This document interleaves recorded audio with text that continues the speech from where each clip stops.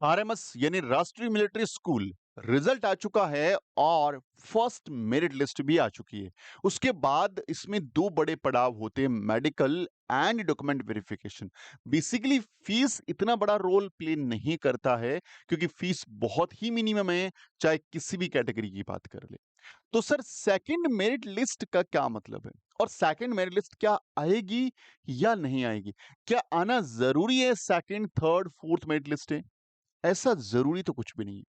देखो ये लिस्टें आती क्यों हैं? जितने रिक्वायर्ड बच्चे होते हैं, हम लोग अभी लिस्ट को देखेंगे, जितने रिक्वायर्ड बच्चे होते हैं उनको वो लोग बुला लेते हैं। कब?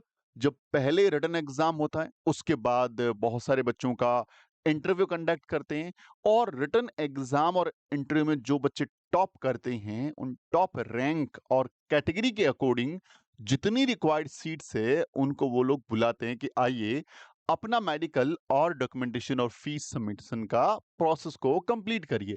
अब जितने बच्चे वहां पहुंच करके ये सारे स्टेप पूरे कर लेते हैं वो बच्चे स्कूल्स में चले जाते हैं।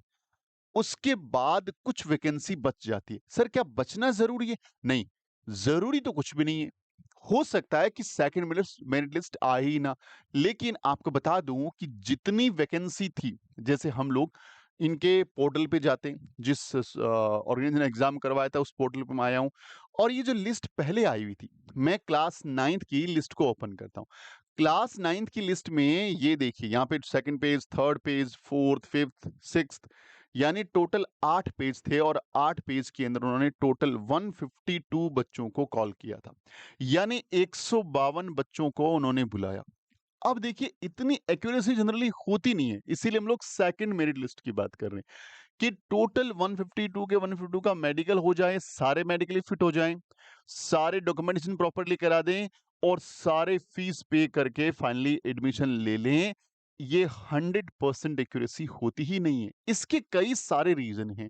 कई बच्चे मेडिकली अनफिट हो जाते हैं, पढ़ने में अच्छे हैं, इंटरव्यू बहुत अच्छे देख, लेकिन मेडिकली अनफिट रह जाते हैं।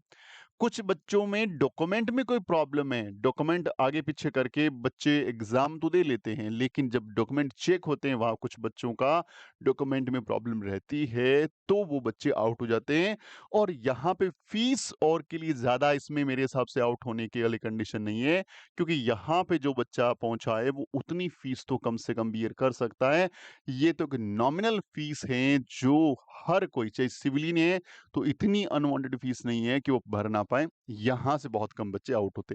एक बड़ा मेजर रीजन और भी रहता है, सैनिक स्कूल।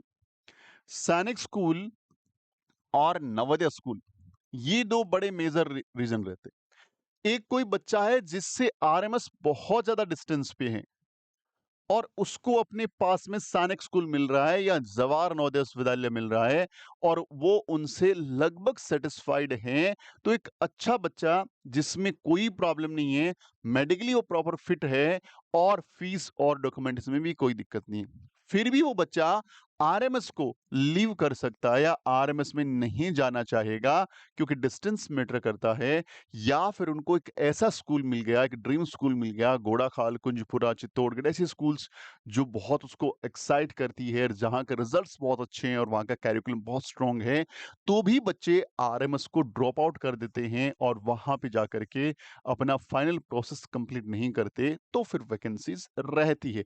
और उन्हीं वैकेंसीज के लिए जो हैं वो सेकंड लिस्ट, थर्ड लिस्ट, ऐसे लिस्टें जारी होती है। मैं क्लास 6 के बच्चों की बात करूं कि क्लास 6 में कितने बच्चे थे और क्लास 6 के अंदर कितने बच्चों उन्होंने बुलाया, यदि बात करें तो कितने नंबर ऑफ पेजेस हैं?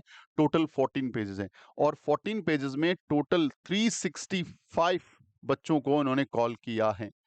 कितना? 365। तो यहां से भी सारे बच्चे नहीं पहुंचने वाले, यहां से भी बहुत सारे ऐसे बच्चे होंगे जो किसी ना किसी रीजन से वहां रिपोर्ट नहीं करेंगे और वहां रिपोर्ट नहीं करेंगे तो वैकेंसी वहां पे रिलीज होगी और उसी वैकेंसीज को सेकंड मेरिट लिस्ट के अकॉर्डिंग और थर्ड मेरिट लिस्ट के अकॉर्डिंग फिल करी जाएगी। पिछली बार 3 लिस्टें जारी हुई थी।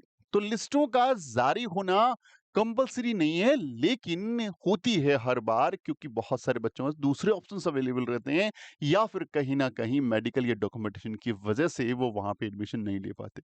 तो ये एक बेसिक रीजन है। अच्छा, आरएमएस इतना मोस्ट फेवरेबल क्यों है बच्चों का? क्योंकि आरएमएस में बात करें पूरे इंडिया में 5 आरएमएस है। पूरे इंडिया में 5 आरएमएस है, बता दूं थोड़ा सा आरएमएस के बारे में। पूरे इंडिया में 5 आरएमएस हैं और ये 5 आरएमएस के अंदर जो एनडीए का रिजल्ट है वो बहुत अच्छा है। तो इसीलिए बच्चे यहाँ पे जाना चाहते हैं। दूसरा एक मेजर रीजन जो है फीस स्ट्रक्चर का। फीस का बहुत बड़ा रोल प्ले होता है यहाँ पे। फीस बहुत मिनिमम है। अगर मैं आरएमएस में वैकेंसीज की रिजर्वेशन की बात करूं तो 70% reservation JCO and OR, JCO and OR rank के बच्चों को और 10% रिजर्वेशन ऑफिसर्स के बच्चों को, 20% रिजर्वेशन और 10% जो हैं वो मिल जाता है सिविलियंस को। यानी सिविलियंस का रेंज केवल 10% है। तो ऐसे बच्चे जो डिफेंस से, जिनके फादर या मदर डिफेंस से बिलोंग करते हैं, उनके लिए तो भैया गोल्डन चांस है। और बात करें इनकी फीस की, तो इनका फीस 25-30 हजार में पूरा साल भर निकल जाता है, लमसम इसके आसपास। एग्जैक्ट फीस तो वीडियो के थ्रू बताऊंगा मैं जब इनका नोटिफिकेशन पढ़ेंगे। इतनी फीस में इनका काम चल जा रहा है, आना जाना रहना खाना पीना हर इंक्लूड है। थोड़ा सा ज्यादा फीस इनका होता है, थोड़ा ज्यादा फीस इनका होता है, लेकिन ये सिविलियन वाले बच्चे भी 1 लाख के अंदर अपने सारा का सारा काम हर चीज में इंक्लूड हो जाती है। तो ये बहुत बड़ा फैक्टर है फीस, क्योंकि रिजल्ट अच्छा है, स्कूल अच्छे हैं, लिमिटेड स्कूल्स हैं, बच्चों को बहुत इनमें जाने का मन भी है, तो इसीलिए यहाँ पे कंपटीशन ज्यादा देखने को मिलता है। तो क्या सर पेपर हार्ड आता है क्या? पेपर हार्ड नहीं आता। आप पिछले 3-4 सालों के पेपर उठाइए, सैनिक स्कूल के और मिलिट्री स्कूल के, दोनों के पेपर उठाइए और चेक करिए कि कैसा रहता है दोनों का पेपर। अब पेपर इजी आता है, लेकिन मेन कहानी क्या है? कंपटीशन टफ है, लोग बहुत है, एस्पिरेंट बहुत है, बहुत सारे बच्चे यहाँ पे जाना चाहते हैं। इसीलिए बेसिकली आरएमएस के लिए लोगों में अट्रैक्शन ज्यादा रहता है। तो ये आरएमएस के अंदर जाने का बेसिक रीजन है। अगर आपका first round of merit list में नंबर नहीं आया है, तो वेट कर सकते हैं सेकंड मेरिट लिस्ट का और उसके बाद थर्ड मेरिट लिस्ट का। लेकिन आप इस पे डिपेंडेंट ना रहें, क्योंकि इनके अंदर आपका कितने रैंक पे आप स्क्रॉल कर रहे हैं ऐसा कुछ सिस्टम नहीं है। जबकि सैनिक स्कूल में सब चीजें आपके सामने होती है। आपकी रैंक, पिछले साल के कट ऑफ, सीट मैट्रिक्स, हर चीज पूरी ट्रांसपेरेंट रहती है। जबकि आरएमएस में बहुत सारी बातें हैं जो हाइड रहती है, जिनको हम लोग जज नहीं कर पाते।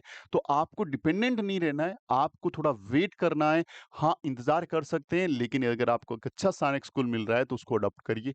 आपको जेएनवी मिल रहा है अच्छा, तो उसको अडॉप्ट करिए, उसको लीव मत करिए, उसको ड्रॉप मत करिए। ये सारी चीजें बहुत इंपॉर्टेंट है। आपको बैठ के डिसाइड करना पड़ेगा, क्योंकि अब लास्ट पीक पॉइंट आ गया है। चाहे में आरएमएस के सेकंड मेरिट लिस्ट के आने का समय हो गया है, और सैनिक स्कूल का काउंसलिंग भी अब लास्ट स्टेज में जा चुका है, और जवाहर नवोदय विद्यालय ने भी टाइम जो एक्सटेंड करके जितना टाइम देना था लगभग वो दे चुके हैं। अब आपको एक्सटेंशन और नहीं मिलने वाला है।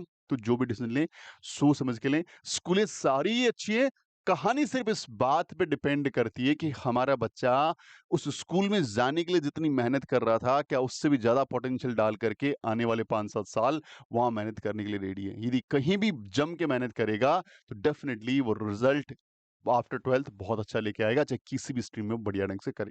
उम्मीद करता हूँ ये वीडियो आपके लिए हेल्पफुल रहेगा। अगर आप आरएमएस या सैनिक स्कूल, नवोदय स्कूल, यूपी सैनिक स्कूल, गुरुकुल कुरुक्षेत्र या आरएमसी की तैयारी करना चाहते हैं, तो डैशबोर्ड नंबर गिवन है। आप हमारे रिकॉर्डेड और लाइव बैच से जुड़ सकते हैं, पूरी इंडिया में कहीं से बिलोंग करते हैं। तो ज्यादा जानकारी के लिए डैशबोर्ड नंबर या फिर स्क्रॉल करिए हमारे वीडियोज, वहां पे सारी जानकारी अवेलेबल मिलेगी। मिलने के लिए वीडियो में, तब तक अपना ख्याल रखिए। जय जय भारत, वंदे मातरम।